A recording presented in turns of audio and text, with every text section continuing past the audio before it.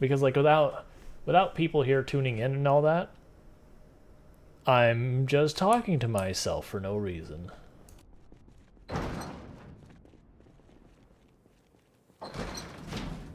Which is fine, like I enjoy it, but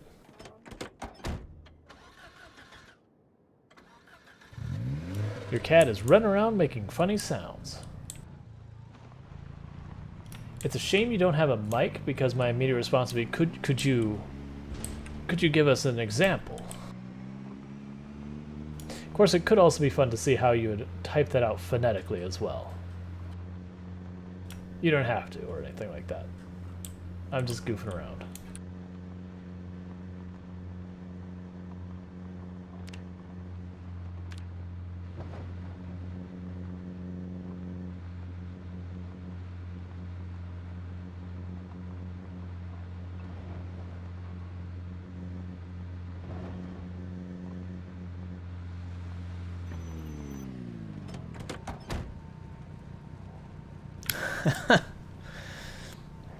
Yep, that's about what you expect.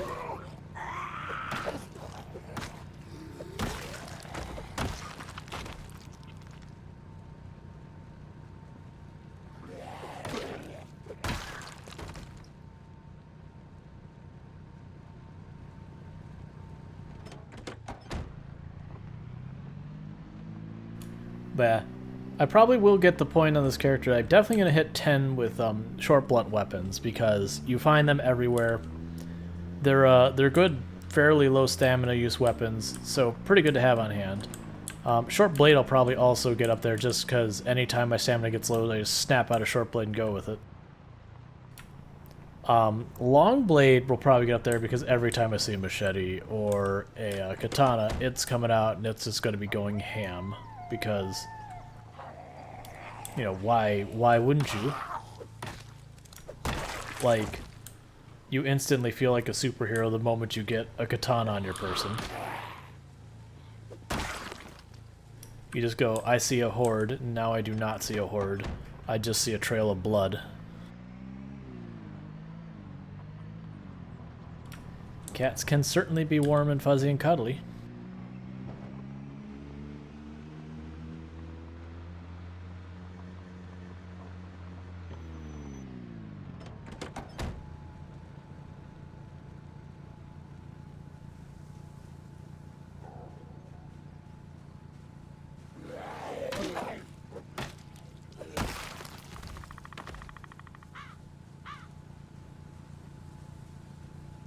Oh yeah, like that's kind of the funny thing. Like, you'll have people who will argue that like one of the weapon types is bad or terrible or underperforming or whatever. Like, it doesn't matter. Like, they will basically say like, hey, why are you using that? It's not good or whatever. And usually the one I hear that from is short blade, which personally blows my mind, because short blades are actually in a really good place in my opinion. But it's kind of one of those ones that's like, it doesn't matter what weapon category you're using. Like, all of them both A, have a place they shine, and B, once you get up to like 9-10, they delete zombies. Now granted, if we're getting like into the theory of it, yes, a short blade at 9-10, or a spear at 9-10, or a short blunt at 9-10 is going to kill zombies much, much faster than an axe at 9-10, because of swing speed alone. But it doesn't matter, because you're still going to drop zombies like no one's business with the axe. It's fine. But yeah, the magic of the short blade is stamina. What's this mechanic I'm not having to worry about at all?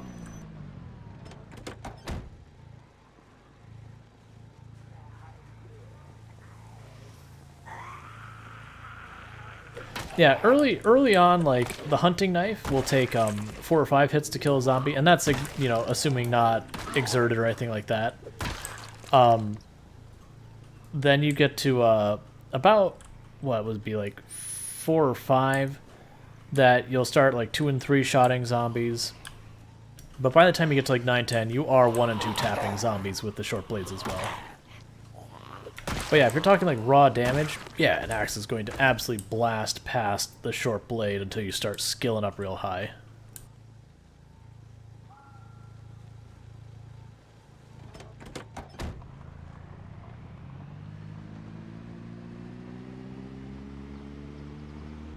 Now, it's not to say all weapons are good, because, like, you know, no one's going to look at, for example, the butter knife and say the butter knife is an amazing weapon, you should use it, because that would be objectively wrong. But the category of weapon, short blade, is fine.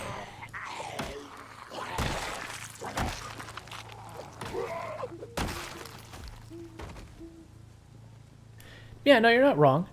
I would say, like, the nightstick or the claw hammer, when you're talking like both of those that you have like level 1 or 2 or none in the weapon type, those will feel better than a short blade. Yep. Pencil's probably short blade. I've found, generally speaking, anything that's small and you can poke or cut something is considered short blade. Short blade and short blunt tend to be the catch-all.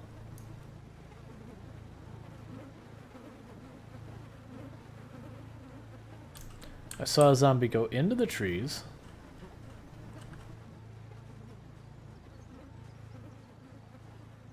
I just figured hell with it. We'll draw zombies out here too, but we're gonna kill them anyway, so whatever.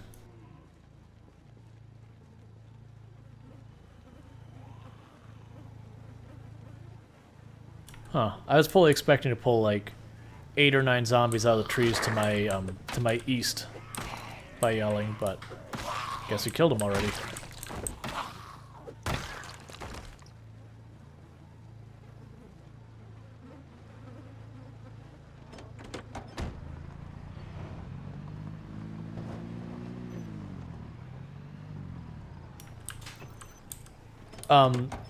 Depends on what you're looking at. So, like right at the moment, I'm wearing boots. So the advantage with boots are their extremely scratch and bite resistance, which means if I do mess up, there is a chance my feet get hit and I get out of jail. Now, the penalty you get for shoes is 0.9 times running speed, or for boots is 0.9 running speed. That's running speed. Walking speed, no effect. Combat speed, no effect. Any of those, no effect. It's only running that you just saw there. That's the only thing it's penalizing. And like full-on sprinting gets penalized. Now, with the sneakers, you get 1.1 times running. But again, if I don't run, I don't lose much and I don't gain much, which is fine. It's a preference thing. But for me, I believe in trying to layer my strategy on defense. Like, ideally, you don't get hit. That's #1 defense is do not get hit. So that's just playing the fights right. That also goes into how I engage the zombies to try and minimize the risk I go into. Like, I'm fighting obviously tens of thousands of zombies. Like, you know, or 27,000 kills. I am fighting an obnoxious number of zombies, but I still try and do stuff like keep the zombies to one side of me as much as possible, avoid going into areas with like lots of corners and that can get me in trouble, all that stuff, and it's all about mitigating risk. So with that, I take the time to tailor up my clothes, wear stuff that's going to give me more defense. Now, I won't give up combat speed. That is right out. No leather jacket. Like, anything that makes me swing my weapon slower, that's adding to my risk of taking a hit. And getting a hit in this game is, like, the worst. Getting a minute defense bonus, should I take a hit, is not worth taking a hit.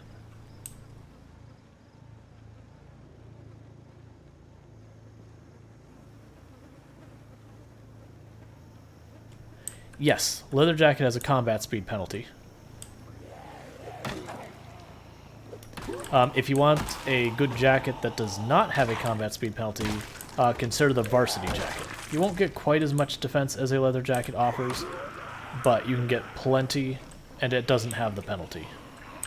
Now, I can show you here in a minute because I'm sure there's a leather jacket. There's always a leather jacket somewhere nearby.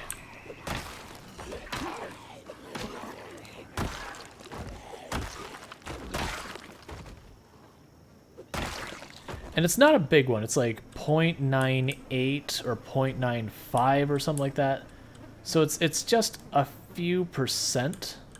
Oh, give me those vitamins. I like vitamins. Yeah, it's 0.97. So it is a 3% attack speed penalty. So it is a very, very small penalty. But that is right out in my book.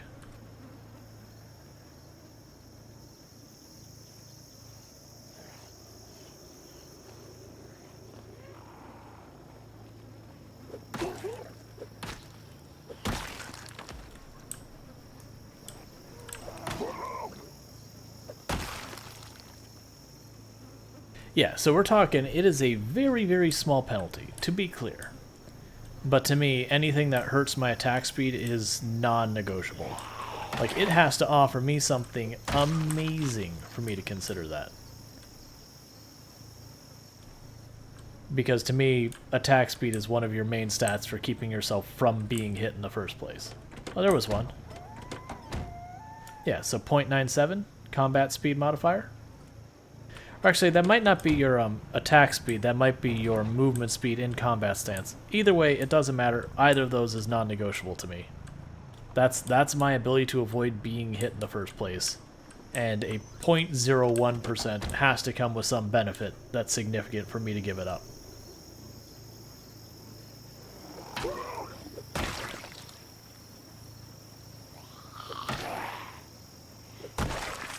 Now you'll notice my equipment is a splotchy mess, and that's because I leather pad all my stuff, because there's no penalty for that, and I can get the defense bonus without any consequences. Like, don't get me wrong, wearing a leather jacket will still be better. Oh, right, I'm still in the market for a varsity jacket, aren't I? I got my new bulletproof vest, but all the varsity jackets I found previously, I stabbed big holes in, so, you know, not particularly good at the moment.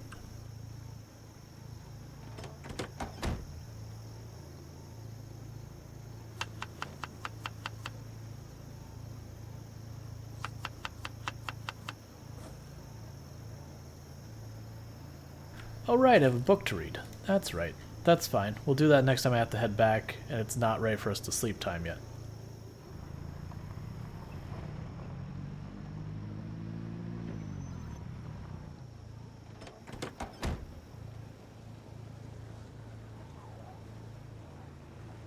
The varsity jacket doesn't have a significant buff to it. The idea is it's got a lot of areas it covers on your body, and I'll show you the magic of tailoring here in a second. Because my varsity jacket is what saved my life when I got grabbed by the car the other day, because there's a zombie where I couldn't see.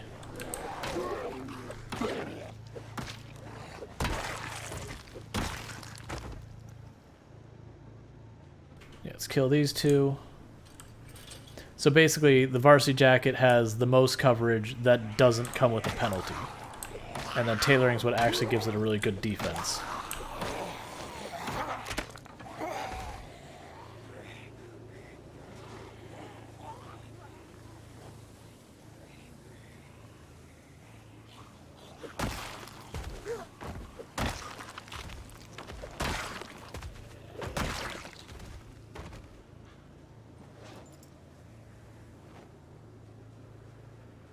But yeah, like low-key, tailoring is super overpowered. Well, no, I shouldn't say super overpowered. It's super powerful in this game. So let's take a look at, say, for example, this t-shirt.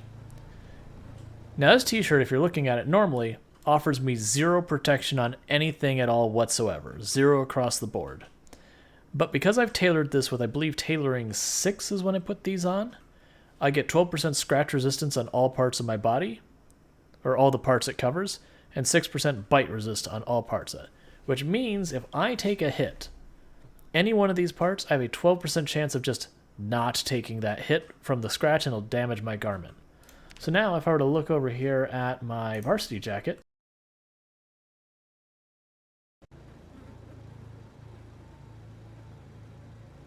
yeah, tailoring is definitely a little OP though.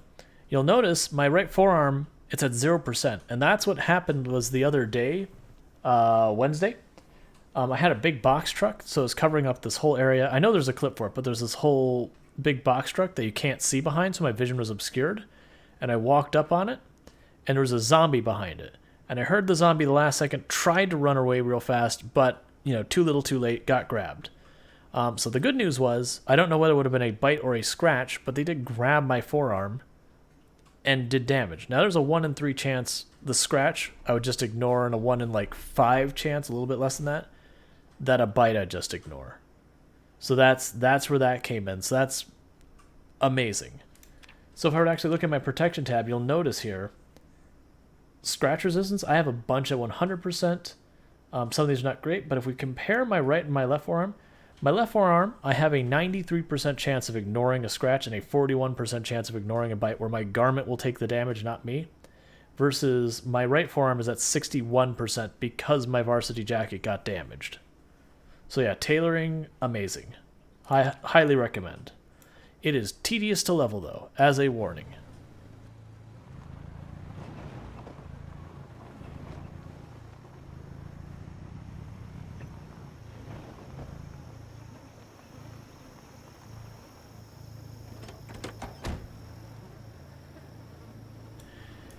Yeah, no, so early on, like, I actually don't even worry about my materials, but early on, you'll actually find from, like, levels 4 and under with tailoring, I will just take sheets and just keep, you know, stitching them on, taking them off. I won't even worry about leather because, you know, 1 or 2% is pretty insignificant. So I just use the sheets for leveling. And usually what I'll do is I'll actually hold on to, like, a hoodie, a jacket, or a leather jacket, or something like that. I thought I saw a varsity jacket. I'm wrong. But I'll hold on to, like, an extra piece of garment that I'm just putting on the cloth patches, taking them off, putting them on, taking them off, and repeating to level up. But and I'll just go to the leather. I couldn't tell you if, like, level 1 or 2, like, tailoring the leather's better. I don't think it is. Like, I think just objectively the leather's always better, but I could be wrong because they've never bothered.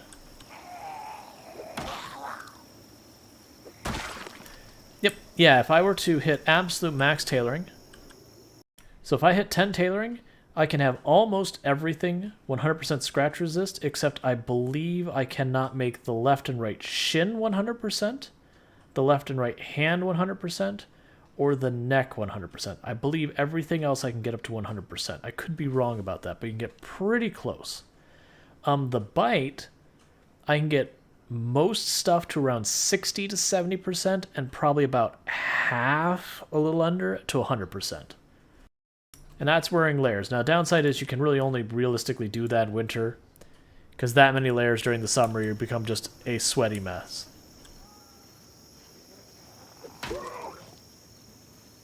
Yep, nah, but I do have a scarf with a leather patch on it. Hey, Sugar, how's it going? But yeah, so tailoring is worth the time. I don't make it a point too often to just sit there and tailor. Like, what I usually do is I'll wait till you just have, like, a really bad day weather-wise and just go, I'm going to work on a skill.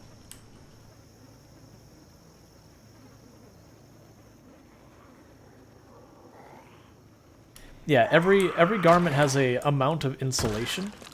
Insulation kind of works both ways, and it keeps whatever temperature in versus temperature out. So, like, when you first start, like, doing a lot of fitness and stuff with a bunch of garments out and it's cold outside, you'll actually get really hot temporarily until you start sweating a little bit. At which point, then you'll, of course, that's a shredded varsity jacket. At which point, then you'll start, you know, not heating up more.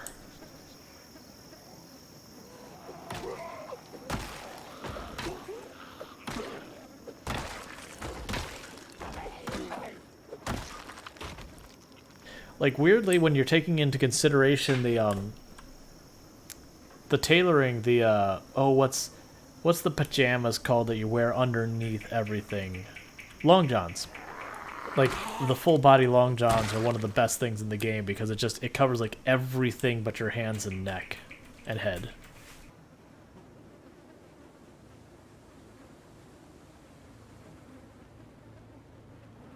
Oh, I see plenty of varsity jackets here. We only recently got ours damaged, and the problem is I usually run around with a hunting knife a lot, and unfortunately when you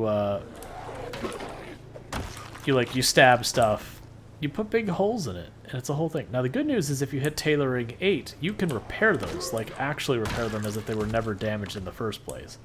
Versus before that, you can throw a patch on it, and it's kind of crap fix, but you know, it's better than nothing. Like, frankly, I should probably just ditch the varsity jackets into the big hole in the arm, but I'm being lazy.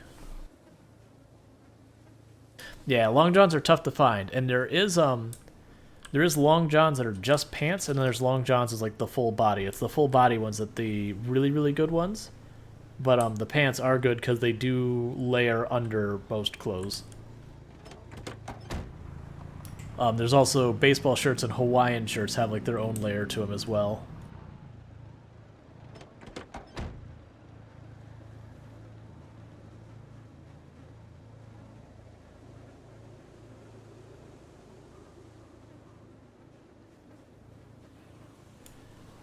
Yep, that is actually one of the things we try and do. And actually, now I think about it, once, here, I'll probably show you in a minute. So you notice, I'm just standing on this zombie. And it's not getting back up. And I'm fighting all the other zombies. And the zombie's just not even part of this fight. Just no worries at all. Thank you for the follow. Booty Paper, welcome to the stream. Yep, you can stand on zombies, and it takes them out of the fight. Don't do it to a crawler. Just trust me on that. Don't do it to a crawler. You will regret the results. You will get your ankles bitten the crap out of. But if you or a zombie is standing on a zombie, it is taken out of the fight until one of you gets off. So now if I back up, zombie starts getting up, you get the idea. So you can pin down a zombie like that. But for people who are brand new to the game, I'm just going to go over a couple of settings and such you should look into. I do this on a fairly regular basis. Try and do it at least once or twice every stream. But before you get into Project Zomboid, you're playing your first time, you want to have a good experience. First thing I'd suggest, go to your options menu, go to display, and the first thing to look at is this blood decals up here. Now, if you're doing any kind of long or high pop run and you start noticing you're getting frame rate issues, performance issues, getting kind of not smooth, consider turning that off or turning it way down. That's because every time you kill a zombie, it puts a little blood splatter where the zombie dies. And while that's cool for ambiance and aesthetic of like, oh hey, I'm actually doing a lot, they never go away, and so eventually they do get to the point that there's just so much, like, just so much blood there that it hurts your performance. The next one, and I do believe this is the default settings now, but it didn't used to be, but just in case, the ISO cursor visibility, I would recommend putting it at 50 or 75%, and I'll show you what that is here in a minute. This is more of a preference thing, but you can consider doing show mouse cursor while aiming. It can make it easier to not lose your cursor. Losing your cursor in this game can get you killed because you're not sure which way you're facing or how much you need to move your mouse to, you know, turn from facing the zombie down here to the zombie up there. So turning it on can help with that. Some people like it, some people don't, but just know that's there. But the biggest one more than anything else is this aim outline. By default, it's on ranged weapons. You want it on any weapon, and I very highly suggest that. Now, the ISO cursor, if you look, you'll see this little circle with the line coming off it. That, you know, it changes, like, so you can see it in there. That's where I'm aiming. Like, that line is my aim point kind of thing. So you really want to be able to keep track of that, especially in a fight. Now, in really bright and really dark situations, lower settings are fine. But the problem is when you get to like a day that's just a little foggy, or you get where it's just a little rainy, where it's kind of not dark, but it's kind of not light, it's somewhere in between, it can be extremely difficult to tell what you're actually aiming at. So, I'll deal with those zombies up there. So it is one of those things that you have to be careful about. So it's a good setting to have that turned up visibility-wise.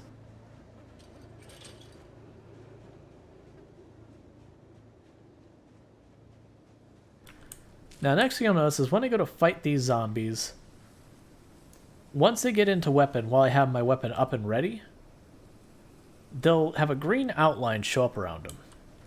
That green outline can be extremely helpful. So, one, it lets you gauge range. So, not in range, not in range, in range. The other thing it does that's really helpful is it can actually help a lot with making sure, you know, I know which zombie I'm hitting. Because while most of the time it's not hard, there are a few weird, wonky situations where the zombie you'd expect to hit is not the same as the zombie you do hit. So let's pretend this zombie right in front of me on the ground, that there's two zombies there. One is a crawler that is crawling at me. The other is a zombie laying down like this one that's just starting to stand up. Now, to me, the crawling zombie is an immediate threat. That needs to die now. Versus the zombie standing up is an imminent threat. It needs to die soon. Like, I still have a couple seconds before it's going to hurt me. The game disagrees, and it will prioritize the zombie getting up. But if you have the green outline, when you go to swing, you'll walk up, you'll see it's the zombie getting up that you're going to swing at, and you know to back off immediately.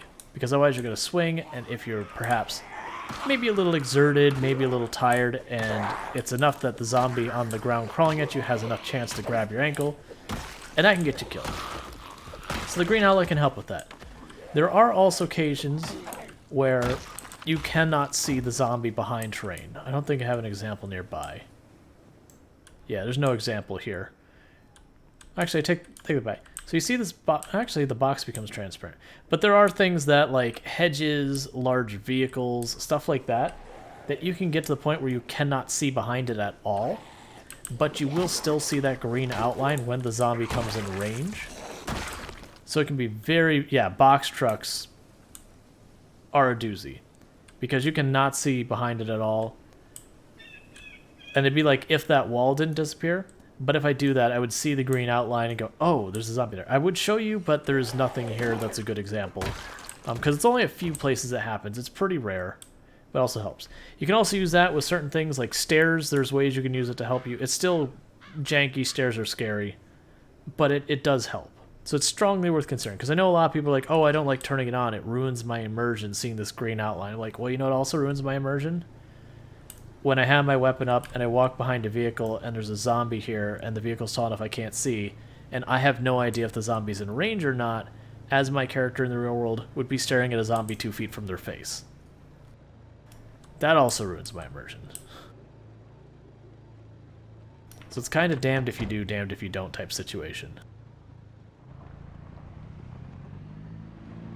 Yeah, turning off 3D objects will also help with your performance. It does take away a lot of fun stuff you can do in the world, like in our world when we go back to our house, which we're going to go back to soon because I'm just about out of veggies on our character, and I probably need to top off my water soon. But it's fun to place items, you know, just kind of add a nice little aesthetic. I didn't see what you had in you. I think it was a nightstick. The lady with the bracelet there. But it also could be like a bread knife. I didn't really get a good look at it. Well, it's a different zombie, but I'll take that. I think it's probably that bread knife. Yeah, it's a bread knife. That's fine. Her distracting me for a moment got me a hunting knife, so I'm still content that I made out of that exchange. It was a worthy time investment.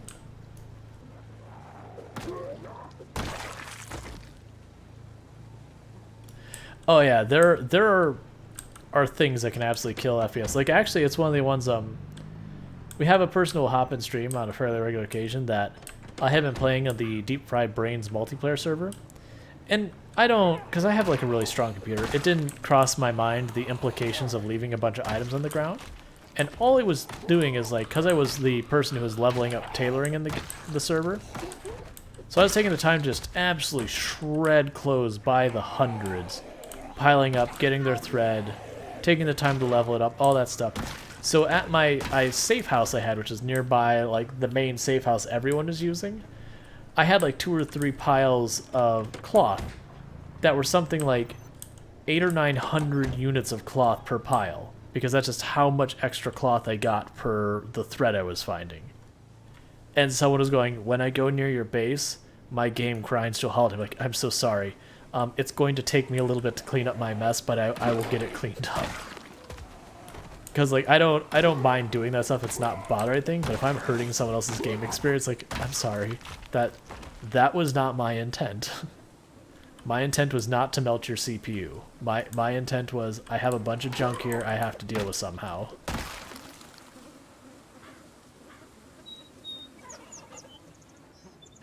No bullets. Sad.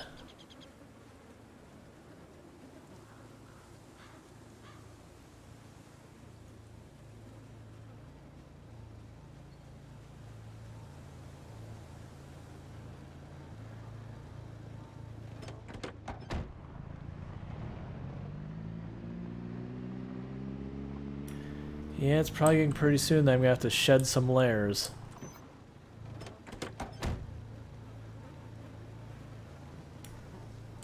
Because we're getting pretty close to the end of winter. Elgo says, question, do I need these rakes in this warehouse for anything, or are they just crappy long blunt weapons? The answer is, they are crappy long blunt weapons. Oh yeah, hoes are fantastic.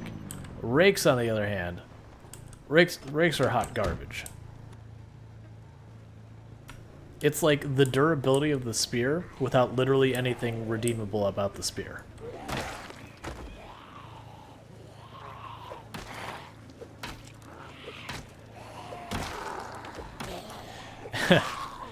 And it's fine, Senchi Cookie, that you like the auto mod gotcha. I'm not gonna put it through because if I do, it, you know, well, that's weird. Okay, quick talk, auto mod.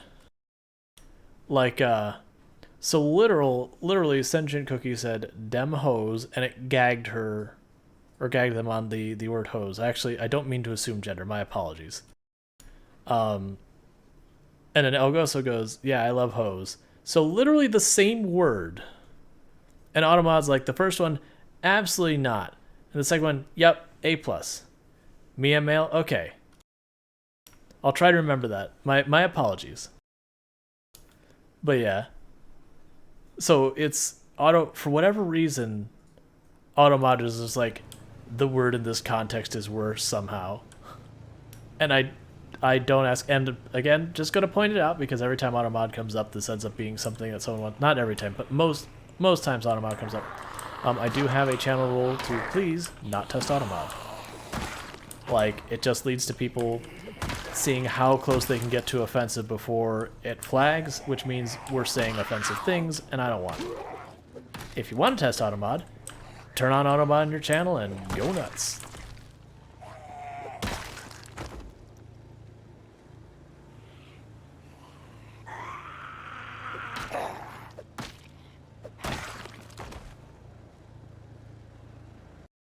Okay, let's see. Everyone knows how much I love a long blunt. Understood. Twitch, when do we get... Elkosa says, Twitch, when do we get a way to auto-display our pronouns?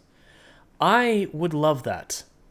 I would genuinely love that. If I could sit there and turn on a thing and said, show pronouns, and then you as the viewer could say, I would like my pronouns shown, here are what they are, and like once you set that up and it's done, I would love that. Because genuinely, like, on most platforms, I will sit there and have, you know, here's who I am, he, him, or within like the profile or description, I will put it in and say, you know, he, like, I prefer he, him, or whatever. Like, I think that's fantastic. They should do it. Why isn't it a thing?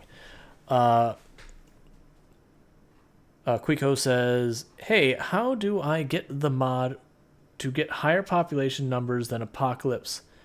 I'm in solo, right?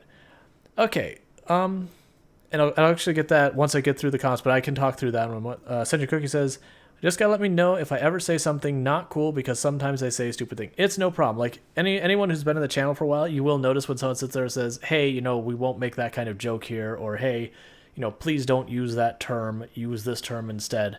Like, I'll go in there, and if like someone gets out of line, usually they 100% know they've gotten out of line. Like, I'll say, hey, please don't do that, and then they double down, and it's like, okay, like, here's the door. And I've only ever had to ban 2 people, and one came in 100% looking for trouble. Like, they came in, the very first comment was entirely to try and trigger people. and I basically said, you need to chill. They escalated, and they were just gone. And then the other one we ran into was just someone who was self-promoting above and beyond. So to circle back to Quiko's question, so how do I change the pop? Actually, you know what I'm going to do? So I'm going to actually quit real fast, because we should be fine. And I'll show you exactly where to do this.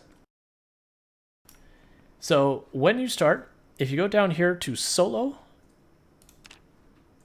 and instead of choosing Apocalypse, choose Custom Sandbox. And don't worry about this screen, like that's where you spawn, that's normal. But when you go in here, you can change everything.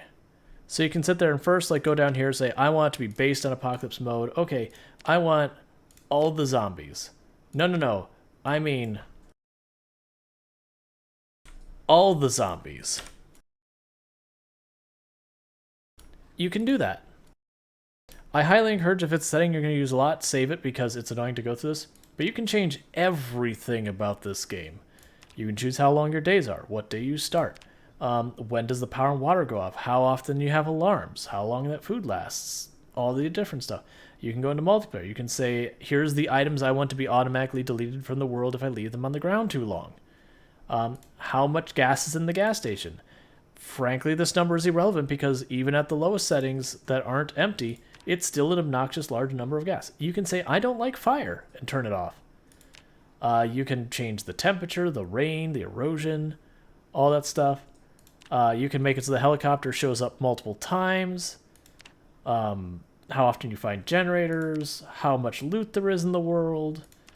You can say, you know what, I don't feel like leveling anything. Let's just go ahead and just max out all my stats. I don't even want to deal with endurance. Let's just say endurance regeneration is super fast and it decreases super low. You can change all that.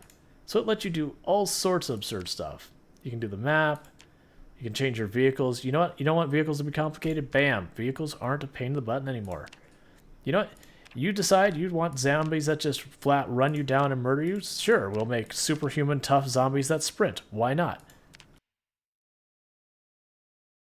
Like, you can go absolutely ballistic with that. You can have even the zombies can turn on the alarms.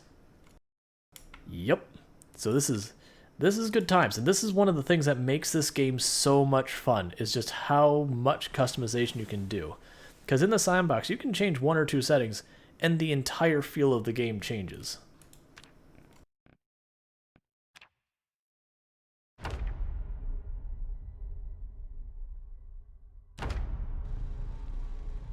Alright, let's immediately look around, because I did pause, and then X out middle. But yeah, so it's going to that custom sandbox, and you'll have people be like, but that's not apocalypse mode. I'll be like, alright, I mean, you do you. If you're having fun, you're playing the game right, but you are really limiting what you're getting to do.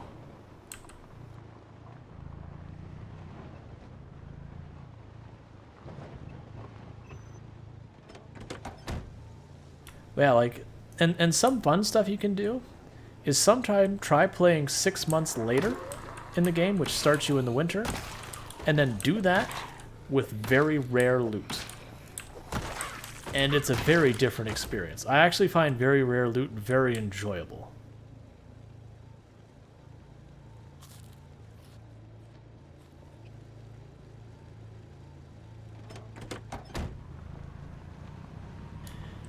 Oh yeah.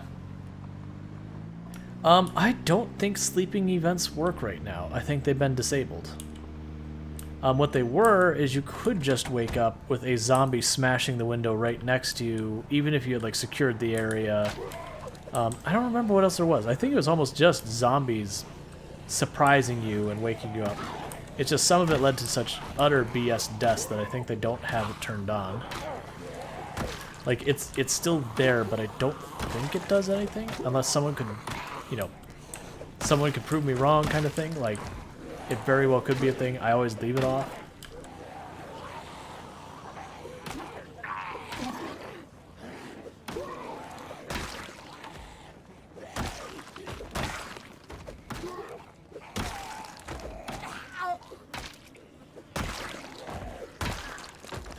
No, it's not the panic thing, because, like, so sleeping events are off by default. So it's not the panic thing, because we get the panic thing all the time, and we definitely have it just left of its default, which I believe is none. It might also be stuff like you wake up and the building's on fire. Like, I don't know what it all included, but I just remember people were not a fan of it.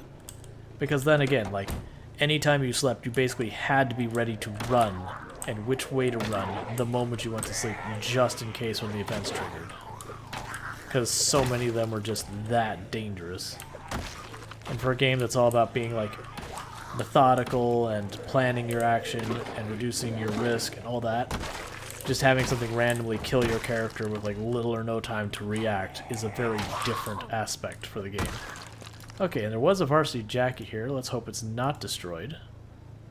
It is. I'm gonna have to skip my tailoring up, and I'll have to accept that.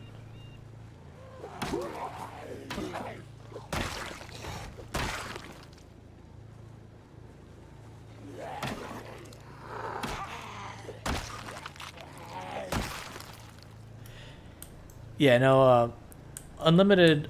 Yeah, that's just nightmare. It's not like a sleeping event. It's just a thing that happens. Maybe it was once upon a time a sleeping event, but I think they just disabled sleeping events entirely because, like I said, they led to such BS deaths that they're like, okay, what this is right now isn't fun for people. Let's get rid of it and we'll revisit it later, kind of thing.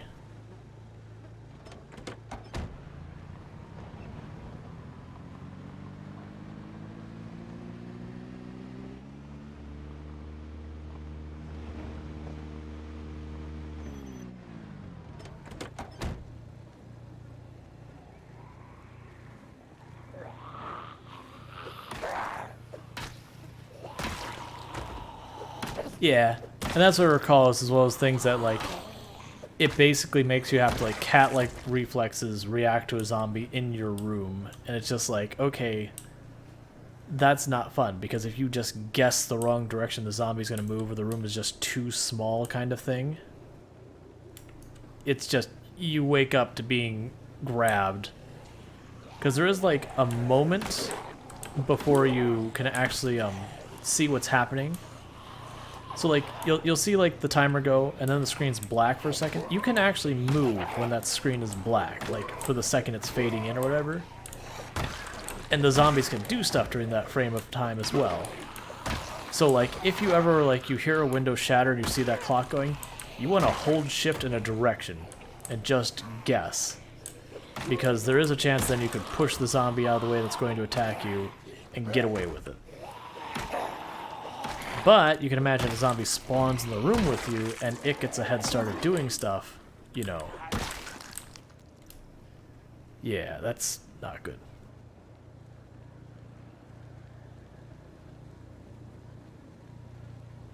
Yeah, and I've said this a number of times on channel. I am concerned about NPCs. Like, I'm waiting to see before I voice strong opinions. However, I am very concerned about how the NPCs would change the feel of the game. You know, again, from, like, you're the lone survivor to there's bunches of there's bunches of survivors. I also am not looking forward to the idea of, like, running into other people with guns who are potentially going to shoot at me. And I know those will probably have to be super rare or not even in the game. Like, they'll be the equivalent of, like, survivor sprinters, I guess. But yeah. And there are going to be, from my understanding, both friendly and hostile, but that's secondhand information, so don't quote me on it. But, like, it is something I'm very leery on. Like, it's fine in games like State of Decay, where it's a little bit more arcadey. You know, taking a hit doesn't kill you.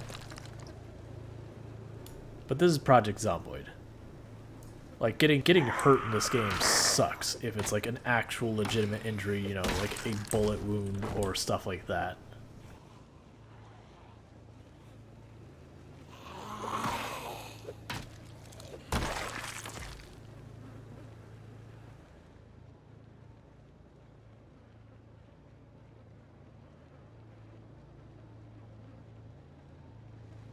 Probably should turn around now, because we're going to probably have some zombies who have moved back into our path.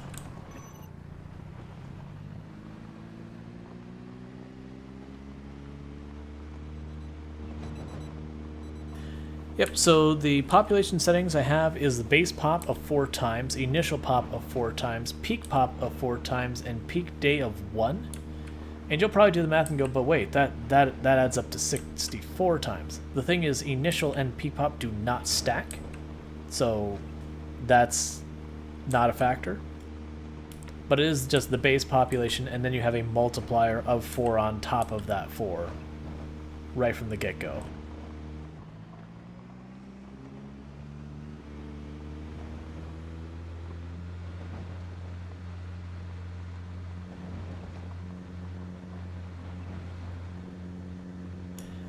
The only one you have to worry about is the respawn, like how many hours between respawn. If you set that to 0, that will disable respawn. And one thing I do want to clarify for just anyone who's listening, when you're talking peak pop and respawn, there are 2 separate mechanics. There's respawn and spawn. If you set respawn to 0, but you leave your peak day to not be at 1, you will get spawns, which are new zombies being added to your world to bring you up to peak pop. But it is not, you know, it is not respawn. When you kill them, they stay dead. But you want to turn respawn to 0 hours to effectively disable respawn. And then by making peak day 1, then you've disabled spawn. Since you just start with those zombies in your world, they didn't appear into your world. Or if your peak pop is lower than your initial pop, that will also cause you to have no spawns.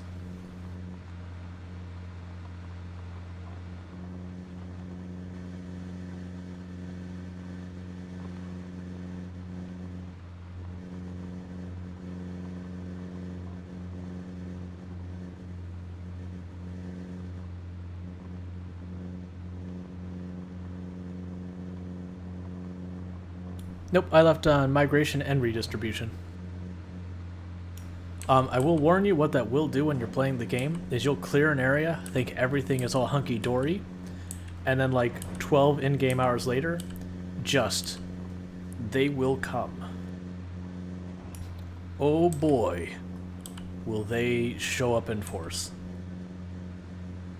We had 2 times when we were first starting with Ekron where it's just like, okay, city's clear, and then, you know, 200-300 zombies just roll into town as one big group, and you're like, all right, Ekron is not clear then, so we'll try that again.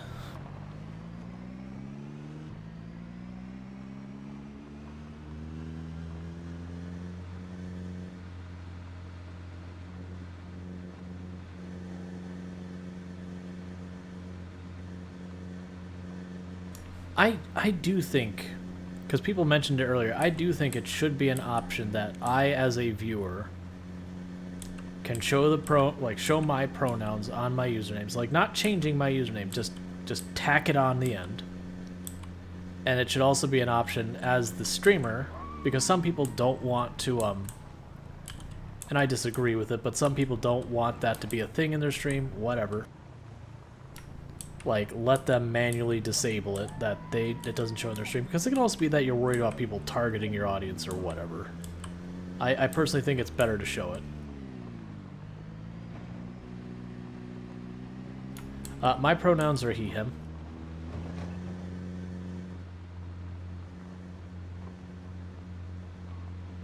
And I don't get upset if someone calls me they, them, because, you know, they don't know or anything like that. But, like, he, him is my preferred pronouns.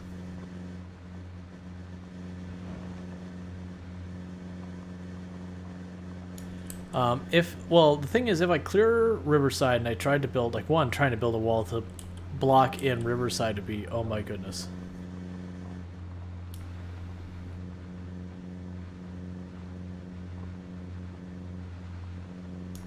Notchane says, happier with my sub every time I watch you. Thanks for being my kind of human. I'm glad.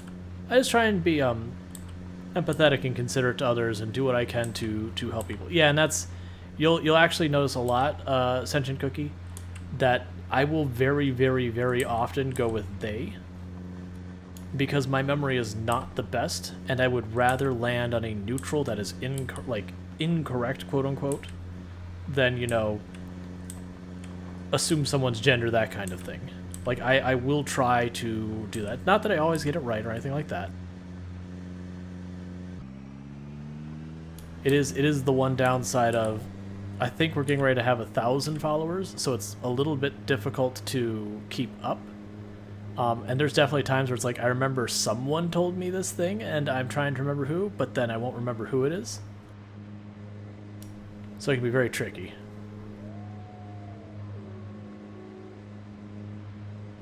Oh yeah, and it is moving like that. That is the thing for all, and I don't want to get into like the actual political side of talk. For all the things currently happening in the world right now that are good, bad, and otherwise around the topic, I do feel we are moving in the right direction, and it's just effectively backlash from people who disagree. But I do feel like things are moving in the right direction.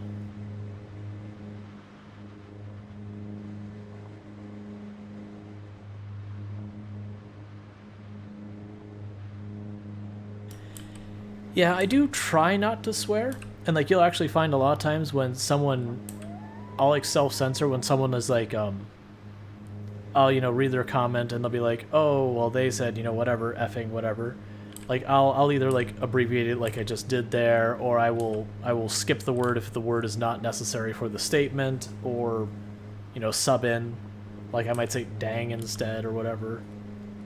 And that's just mentally I do that because like, not in a while, not since COVID, but prior to that, I would volunteer and speak at a lot of schools, like elementary, middle school, high school, mostly elementary and middle, because like for trying to promote like STEM education, that kind of stuff, middle school was really kind of the target audience, because that's kind of the point. You make the decision of your interests in that regard, where if you don't already have an interest in that type of stuff, it's very unlikely you will. Not that it necessarily means you won't, but statistically speaking, that's most likely when you'll decide, I like X, I don't like Y, and it will stick, you know, at least in the midterm. But it was nice getting to talk to classes, but it's one of those things that you get in the habit of self-censoring because you shouldn't say those things in front of kids. You know, barring the point of the lesson for the day is to go over bad language or something. Let me see. Okay. So playing a little catch up. So the response I was having was on Sentient Cookie saying, having minimal swearing is also a nice break from what many other streamers do. It's kind of refreshing. Yeah, even I had a day when my computer just wasn't working. I was having a very terrible time. Games kept crashing. It was just really not a good night. And even then I didn't swear. Like, I was definitely like, people were going, oh, I haven't seen Angry Raw before. And mentally I'm like, I wasn't angry. I was frustrated. Like, I don't get angry often. Like, someone has to do something like outright against me usually to get me to the point of what I would call angry. Like, you have to be actively trying to go after me, and even then most of the time they won't succeed because I'm like, all right, well, I'm just done talking to this person, go away, you know. And I don't get angry. It's like, just like disengage, I'm out. And Quaco is saying, anything else I should know before you start? I assume you're talking about before you start the ridiculous run that we're doing here, because I'm assuming from where you were asking questions, you're getting ready to do the max zombie pop run with no respawns. So the things I will advise you is, do not worry about trying to select what kind of weapon you're going to use, because you're going to use literally any single weapon you can poke, stab, beat, or hit a zombie with, because you're going to need all of them, because you're going to break all of your weapons on the zombies until your maintenance skill gets high enough. So if it's a spoon, you may not like it, but you're probably going to use it, and eventually you're probably going to run out. You're also going to be killing a lot of zombies unarmed pretty early, so accept that. And usually a way a run starts when you're talking this high of zombie pop is you'll loot the building you're in. Maybe you get through the whole thing. Maybe you don't. Sometimes they'll spot you through a window and you'll have to just run for it. And then you are unceremoniously evicted from town, where you're forced to just walk out of the town. because you cannot stand toe-to-toe to zombie because you're going to run out of weapons and go, so how do I kill 50 zombies fisticuffs? Yeah, it's not going to work. So you're going to get kicked out of town. From there, what I'll do is I'll find whatever location I can, then get myself a little bit of food, hopefully a water bottle, maybe a weapon or two, so like a farm I know is low pop or whatever. Yeah, random spawn mod is, in my opinion, just makes the game more fun. But yeah, so expect to get only a little bit of loot and then get kicked out of town. From there, find some place you can get what you need, and then push back into town to start securing wherever it is you're going to make a base. And while you don't need to follow my lead, consider your base locations. So when you're looking at the map, my strategy, and there are others who I know are doing the run. So I know one person who's doing the run, who their strategy is they're going and they're living in Riverside until it's clear. And then they're moving to the next town, they're living there and it's clear. And they're building like a full-on base. And I am feeling like maybe I need to do that, because this drive is getting a little bit tedious. You know, honestly, I should change my route and just go this way. Like, I can still cut over here, but just going this way will be faster than going around the other way. Either way, it's fine. But just accept you are going to spend time. For me personally, I found the closest place to the center of the map I could find that had gas, water, and some good starting stuff. So that was Ekron down here, because that's nice and center for my main base. Maybe I make a forward base in each one. I haven't decided yet. We're still clearing our way in. But the drive is getting long.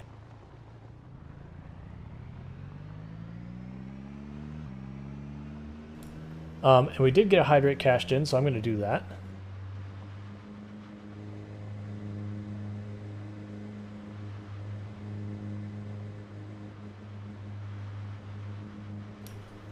Yep, and Sentient Cookie was also saying they sense themselves when streaming and making stuff. You know, kids be watching. I've abbreviated that because I'm trying to watch the road. But yeah, no, it's the same thing. And like, and it also goes into, I do a lot of speaking engagements in front of, for schools. I do them for conferences. I do them for different companies or, like tech teaching, the considerations of accessibility, all those kinds of things.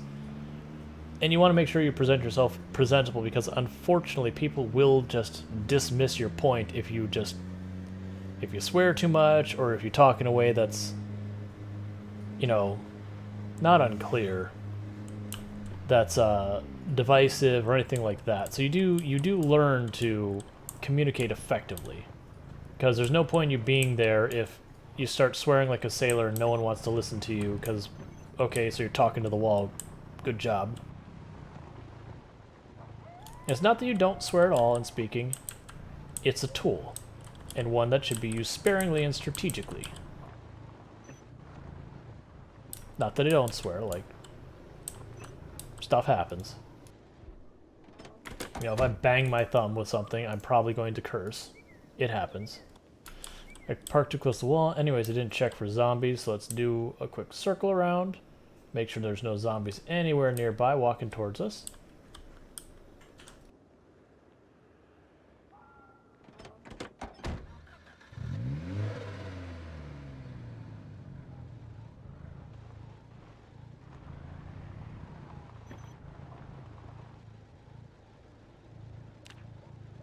Turn off a radio so we're not draining the battery.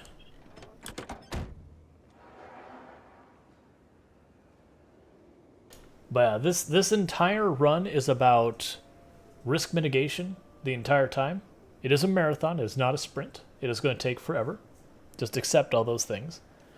But you do have to be very, very careful about always doing whatever's the lowest risk way of dealing with the zombies, because you are talking about killing over 1 million zombies.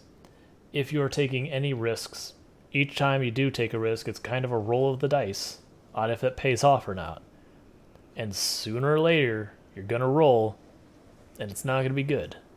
I mean, even if you do everything you can to mitigate risk, you're still rolling the dice every time. But with those odds, there's always the chance that does not work out.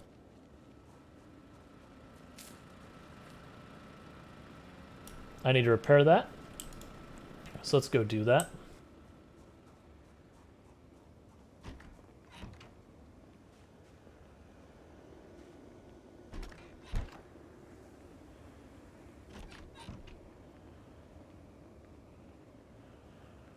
Because if your generator gets way too beat up, it will, I believe it catches fire, is what actually happens. So it is good that we came back, because that's getting pretty bad shape.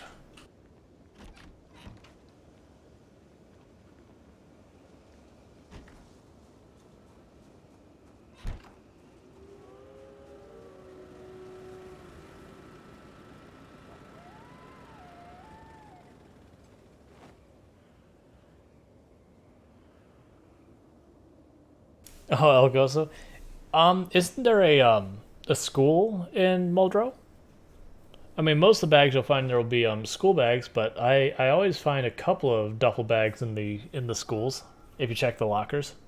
They're tedious, but you know, there is a lot of lockers. All right, so repair that. And before I forget, because I'm gonna drop, there's 2 shoutouts I meant to do, and I'm gonna drop them.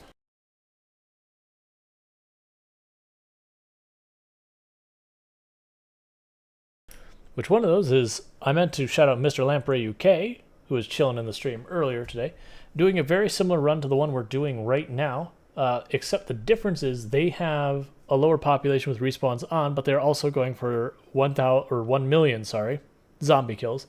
So it does kind of boil down to the same thing we're doing of just meat grinding the zombies hard till many zombies dead. So he's aiming for 1 million zombies in 10 game years, I believe was what they're aiming for.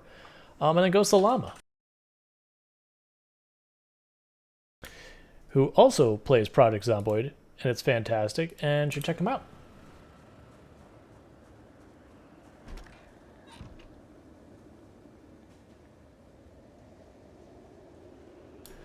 If you go to the crossroads, that takes you to Rosewood. Find yes, here. So we have Rosewood here. So it goes to saying is, let's see, if you go to the crossroads. Yep. Oh, there was yes, that's a crossroads there. Somewhere around here is a military base. Well, not military base. I'm sorry, boot camp up here. Oh, just outside Muldrow. Oh, down here. Oh, so then are you talking about this area over here? Let's see, the crossroads that takes you to Rosewood. Any chance of getting a camp? Gotcha. So like somewhere along, yeah. Okay, so Ghost Llama saying is if you go to this crossroads, so like Rosewood, Muldrow, that you can usually find a camp somewhere along this road down here. So that's definitely a place to find a duffel bag. Another place to check is there's a boot camp up here that I've got marked on the map. That's straight north of Rosewood. I've had pretty good luck here with finding stuff. Most of these boot camps are absolute hot garbage that don't have anything at them. This particular one, I find actual military gear at it. Now, I haven't found a military backpack at any point at it, but I've pretty reliably found duffel bags. And once in a while, I'll find a large backpack either here or at these warehouses. The warning is, these warehouses, that'll have tools in it. This is produce. Sure. If you want lots of potatoes, it'll take care of you. If you want something other than lots of potatoes, you're not going to find what you're looking for.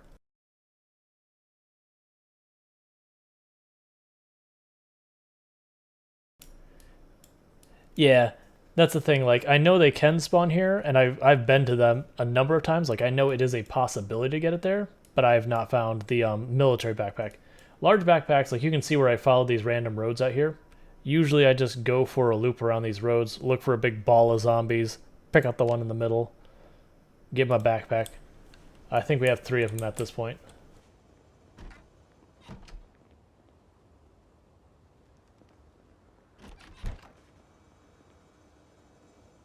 Alright, so we're getting down to the last of our frozen food, which is fine. Hey, Not Queen, how's it going?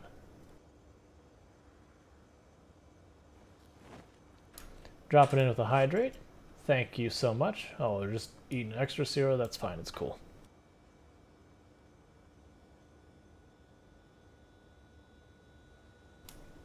Gotcha. Yep, I know how it goes with the unpacking. And I had to sit there for thinking, it's like, wait, were they talking about in real life or are they talking about in game? Like, both technically apply. Probably the game. Just grab those tomatoes. Oh, we're full. Oh, right. I just repaired the generator, so I'm carrying like 14 kilograms worth of electronic components.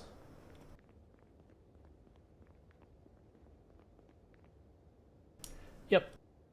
I usually will, with these higher pop runs, I'll usually go out of my way for a large backpack of just going around in the wilderness because it takes so long to push into towns and all that, and the game gets so frustrating without a proper backpack. I've had runs where it's like you're a month in, you're 15 plus 100,000 zombies into the and all that, and you're still like sitting there going, I just want a satchel, like literally anything, please game. Why are you doing this to me? I just want to live my life.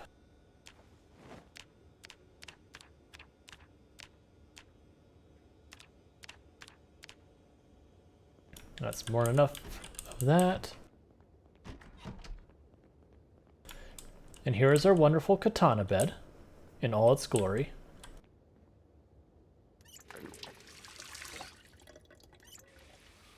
We don't have any mods affecting any type of loot tables, new items, or anything else. These are all 100% naturally spawned.